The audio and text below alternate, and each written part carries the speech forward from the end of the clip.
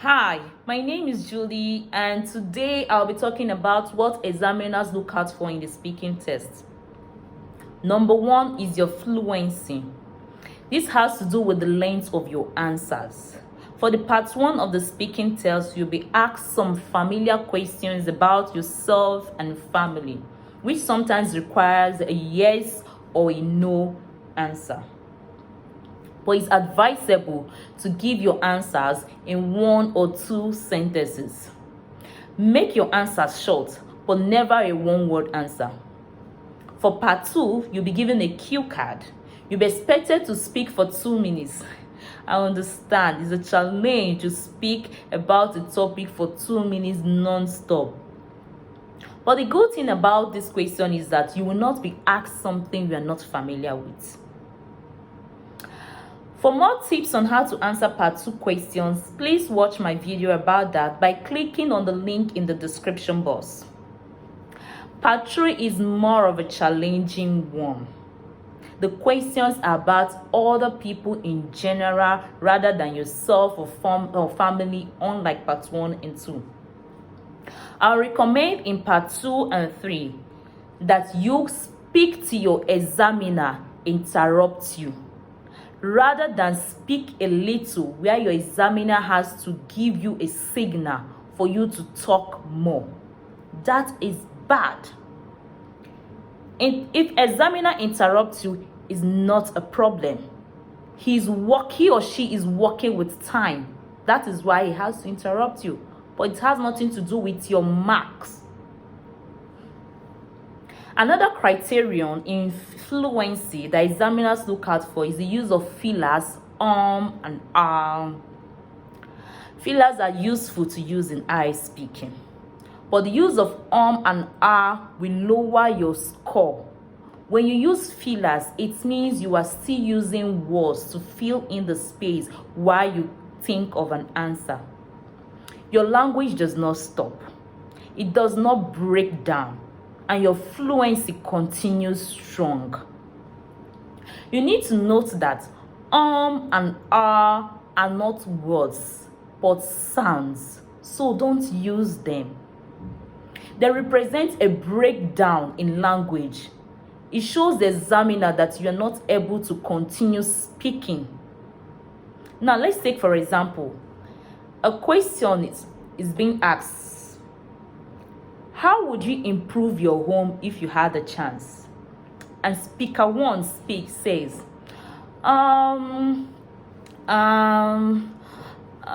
suppose that I think well, I guess I would add garden outside or balcony for outside space.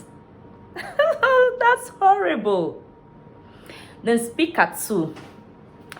Well, to be honest, I haven't actually considered improving my home before. I'm not exactly sure what I would do, but I guess if I had to choose, I would add a garden or a balcony so that I can have some outdoor space. As you can see, the second answer contains lots of language. The examiner isn't actually interested in your plans for your home. Your ideas are not marked in IELTS speaking. All the examiner wants is to hear your English language. You can also see that the second answer contains bigger range of tenses, grammar features, and vocabulary. Number 2 criteria examiners look out for in the speaking test is vocabulary. This has to do with the ranges of vocabulary or words you use, how well you use them without mistakes. Paraphrasing is also expected here. Paraphrase. Don't repeat words over and over again. But if you're not sure of a word, please don't use it. Number 3 is grammar. Grammar. Ranges of tenses are checked here. You're expected to use the present, past, and future tenses to show your grammar skills. Another grammar skill is your sentence structures. and how well you use them. To gain a band 7 and above, you're expected to use more of complex sentences. This is the part that many candidates have challenges with. I promise to make a video for that. So click on the notification button to be notified when I drop it. And 4, finally, is your pronunciation. Examiners watch out for how you pronounce your words and sounds. Such sounds as chi, she, ch. If you have such sound problems, please do more of speaking practices while being conscious of that. Your intonation is checked too.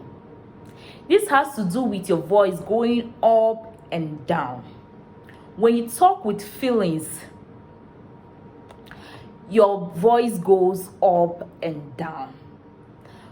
But when you speak without feelings or like a robot, your voice becomes flat. For instance, when you talk like this, let's use this. Health is extremely important. Without it, you are unable to earn a living, unable to socialize, and we become completely dependent on others.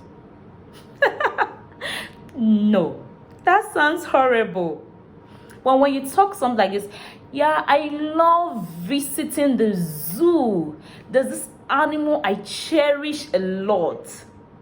And you say, I hate water. You see, your voice goes up and down. It shows human. The difference between a human and robot is the intonation, how your voices go up and down. So speak with feelings to bring your voice up and down. Well, we've come to an end of our lesson. Please, I would like to have your feedback concerning this video. Kindly go to the comment section for your comments and questions. I promise to attend to all questions regarding this information in this video. Please don't forget to like, subscribe, share with your friends, and turn on the notification button in order to be notified when I put up a new video. Thanks. Bye.